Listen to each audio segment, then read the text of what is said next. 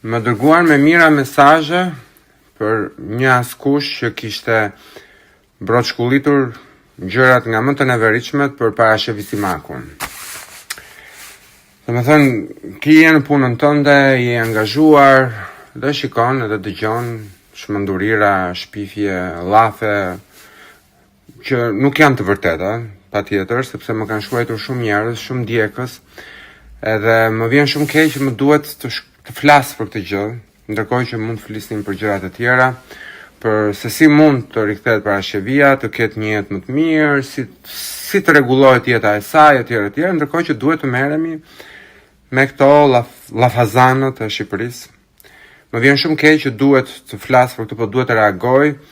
për arsyeën e vetme sepse kam marrë shumë mesazhe me mira, të cilët janë të indinjuar. Tani për një person që do parashëvisimakun si nënën e vet, është shumë e vështirë që ta përmbaj veten dhe të mos i rikthehet askushit në fjalë ose askushve apo personave që janë askushër dhe që përpiqen t'i veshin vetes një profesion. Më vjen shumë keq, por nuk do t'u jap të kënaqësi, nuk do të reagoj duke i ofenduar dhe duke i përmendur me emra dhe nuk dua t'u bëj as reklam. E kam menduar gjatë dhe kam vendosur që çështjen e rastit në fjalë të një shpiftësie bisede, një marrëzie, një mashtrimi, një përbaltje kundër parashëvisimakut, ikonës së muzikës shqiptare dhe legjendës së shqiptarëve,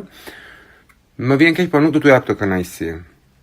Nuk do t'u jap të kënaqësi, po do t'ju tregoj më vonë se çfarë do bëj. Si e thash edhe më parë, nuk do të merrem